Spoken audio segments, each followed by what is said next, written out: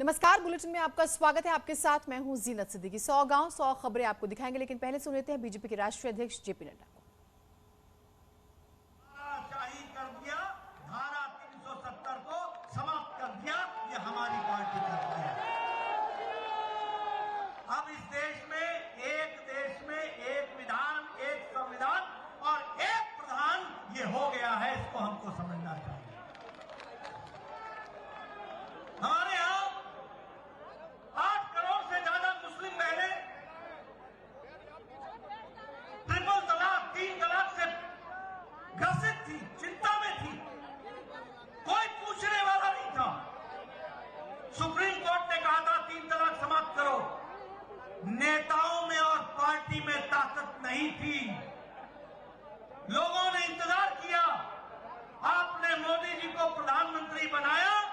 आपने जिस उंगली से यहां से राजवीर सिंह को चुना, आपने जिस उंगली से आपने सतीश को चुना, आपने जिस उंगली से दबा करके कमल खिलाया, उसी उंगली ने जाकर के 370 को, ट्रिपल तलाक को समाप्त कर डाला और 8 करोड़ मुस्लिम बहनों को इज्जत के साथ जीने का हक दिया।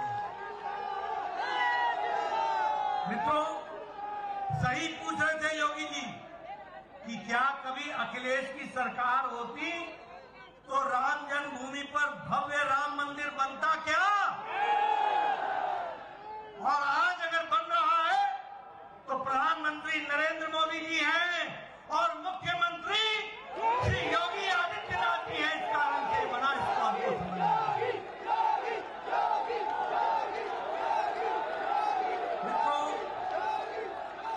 मित्रों, जब मैं किसान की बात करता हूं, मैं किसान की धरती पर आया हूं और बड़ा शोर होता है कि किसानों में ये है, किसान वो बोल रहे हैं। मैं आज दावे के साथ कहना चाहता हूं कि बहुत लोगों ने किसान नेता होने का दावा भरा। बहुत लोगों ने कहा कि हम किसान नेता बनना चाहते हैं।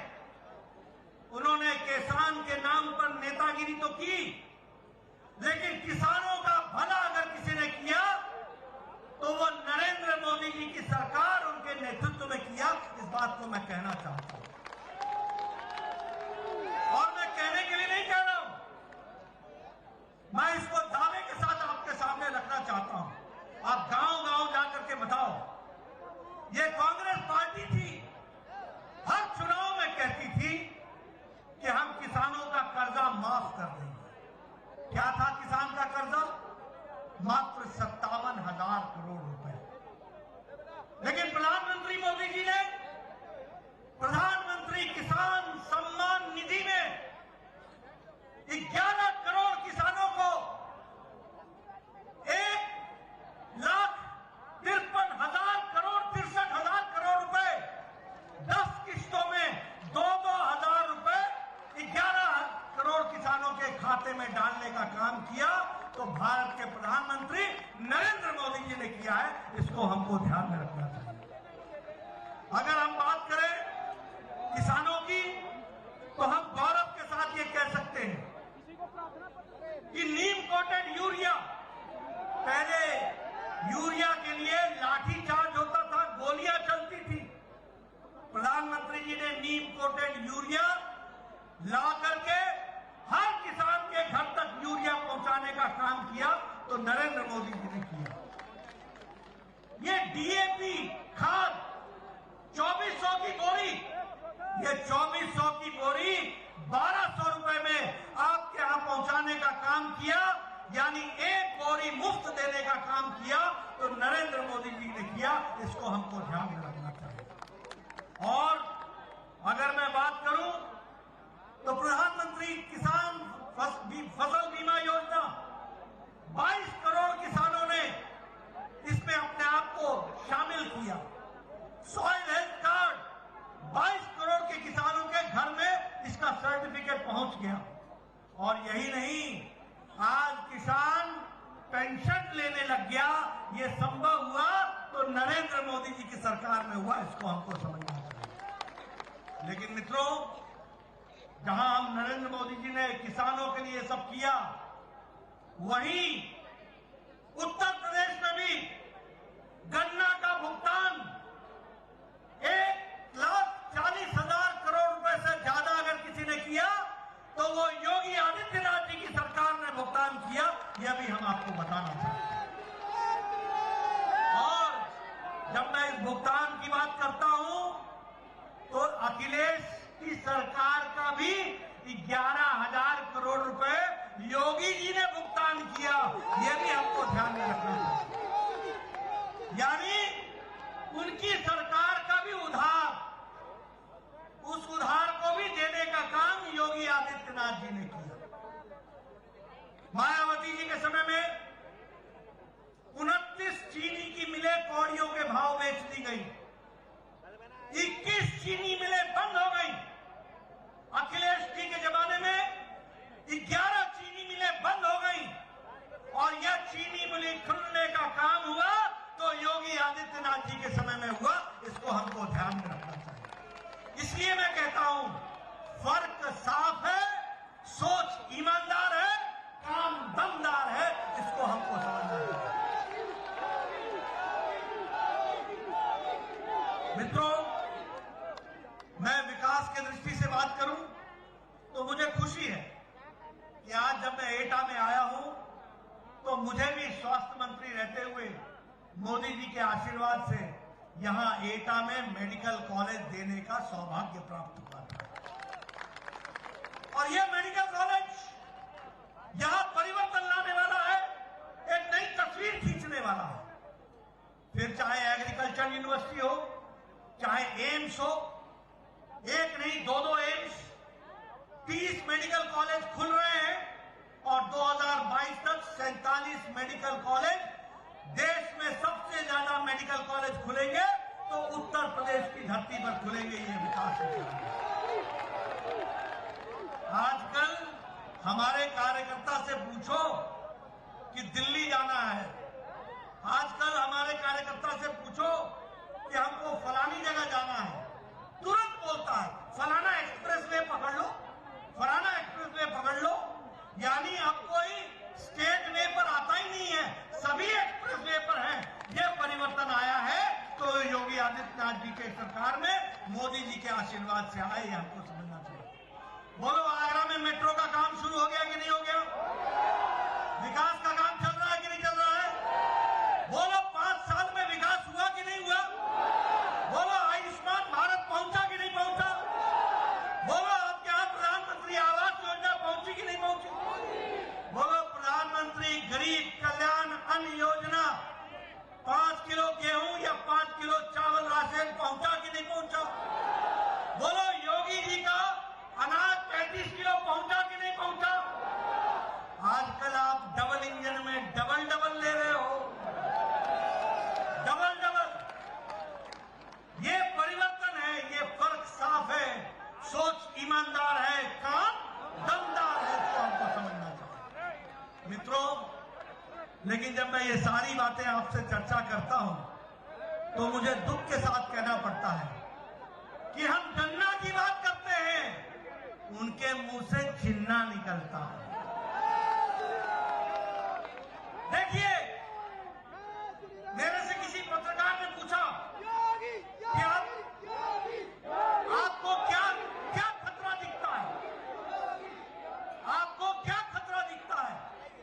मैंने कहा कि मुझे उन लोगों से और उन पार्टियों से खतरा दिखता है, और मुझे नहीं, देश के प्रदेश को खतरा दिखता है, जो वोट की खातिर, कुर्सी की खातिर, कुर्सी पाने के लिए सरदार पटेल लौह पुरुष, जिसने 567 राज्यों को एकत्र करके ये भारत देश बनाया, उनके साथ मुकाबला करने के लिए कहां पटेल, और उनके मुंह से पटेल का नाम नहीं निकलता, जिन्ना का जिन निकल जाता है। ये खतरा है, इसको समझना चाहिए। और इस जिन को वापस बोतल में डालने का काम ये मेरे 28,000 जो बूथ के अध्यक्ष हैं, ये बूथ पर क्या डालेंगे, ये बात हमको समझना चाहिए। ये है जिसको हमको समझना चाहिए। आज आप कहते हो, जब मोदी जी कहते हैं, जब योगी जी कहते हैं कि यहां पर कोई माफिया नहीं दिखता, प्रदेश छोड़ करके जा रहे हैं कि नहीं जा रहे, गए कि नहीं गए? लेकिन आपको वो समय भी याद है कि नहीं, जब यहां प्रजातंत्र नहीं था, प्रजातंत्र नहीं था, दंगा तंत्र था, दंगा तंत्र चलता था। मुजफ्फरपुर भूल गए क्या? भूल गए क्या? कैराना भूल गए क्या? ये आजकल पोस्टर में से कईयों की तस्वीर हटा दी है।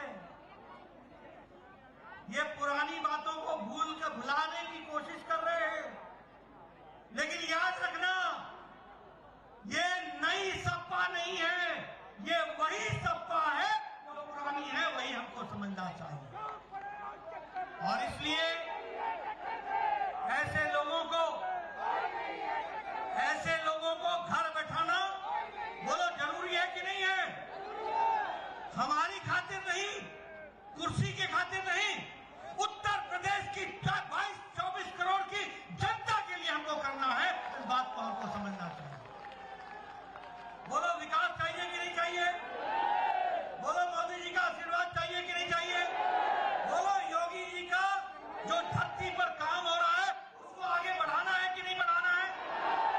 अगर ये सब करना है तो बूथ बूथ पर कमल खिलाना है, इसको हमको ध्यान में रखना होगा। मित्रों, यह हमारा सौभाग्य है कि आज हम भारतीय जनता पार्टी के कार्यकर्ता हैं। हमारे पास नेता है, ऊपर प्रधानमंत्री जी हैं केंद्र में, और उत्तर प्रदेश में योगी जी हैं, और योगी जी के साथ उत्तर प्रदेश में नेताओं की श्रृंखला है, टीम है, नेताओं की बहार है, नेताओं की कड़ी है, लड़ी है, जड़ी है। ये संभव है तो भारतीय जनता पार्टी में।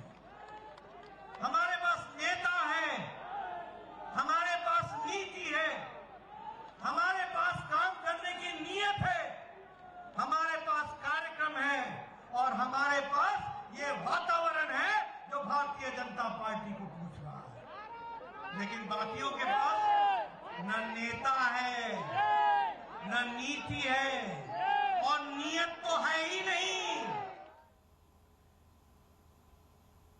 तो जेपी नड्डा साहब को आप एटा में सुन रहे थे। काफी आक्रामक अंदाज में वो समाजवादी पार्टी पर बरसते नजर आए। काशी सज-धज कर तैयार है और अब इंतजार है उस पल का जब देश भर में संतों की मौजूदगी में पीएम अपने ड्रीम प्रोजेक्ट का उद्घाटन करेंगे, और वो घड़ी अब बहुत दूर नहीं है। पीएम कल यानी सोमवार को ऐतिहासिक कॉरिडोर का लोकार्पण करेंगे, लेकिन ये नई इबारत रातों रात नहीं लिखी गई, बल्कि इसके पीछे देश के प्रधानमंत्री का वो विजन है, मार्गदर्शन है, अटूट इच्छा शक्ति है, जिसकी बदौलत देशवासियों को ये सौगात मिलने जा रही है। पीएम ने न केवल परियोजना के लिए विजन प्रदान किया, बल्कि उन्होंने प्रोजेक्ट की लगातार निगरानी की और मार्गदर्शन दिया ताकि समय पर काम पूरा हो सके। कोरोना काल में काशी का दौरा नहीं कर पाए, फिर भी वीडियो कॉन्फ्रेंसिंग से ड्रोन के जरिए काम की प्रगति का जायजा लेते रहे।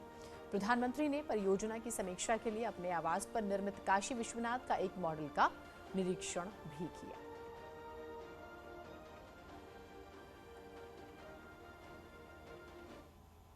एक छोटे से ब्रेक के लिए रुक रहे हैं, कहीं में जाइएगा।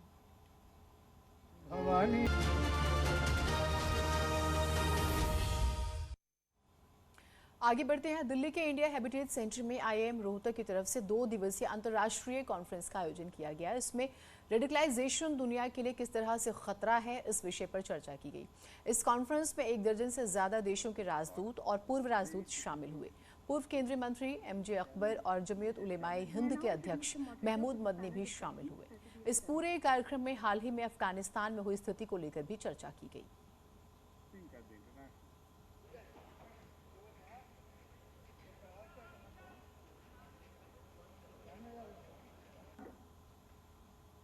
अपने लिए, अपने माल के लिए, या अपनी जमीन, अपने मुल्क और अपने देश के को डिफेंड करने के लिए जो लड़ाई लड़ी जाए, उसको भी जिहाद कहा जा सकता है, कहा जाना चाहिए। वो जिहाद का एक पार्ट। एग्रेसिव जिहाद, लोगों को कन्वर्ट करने के लिए जिहाद, इसका इस्लाम में कोई जगह नहीं, कोई स्पेस नहीं है। कुछ परेशानियां बहुत नज़र आ रही हैं। मैं ज़रा लफ्ज़ संभाल के बोलना चाहता था। कुछ परेशानी नज़र आती है और मैं समझता हूँ कि सारे रीजन के ऊपर, सिर्फ अफ़गानिस्तान के ऊपर नहीं, सारे रीजन के ऊपर, उसके अड़ोस पड़ोस के ऊपर, एक तरफ ख़ासकर उसके पूरब की तरफ जो ये आइडियाज़ निकले हैं, क्योंकि अगर वातावरण हर जगह ख़राब हो जाता है तो ये किसी के लिए अच्छा नहीं है। एक छोटा सा ब्रेक ले रहे हैं, कहीं मत जाइएगा।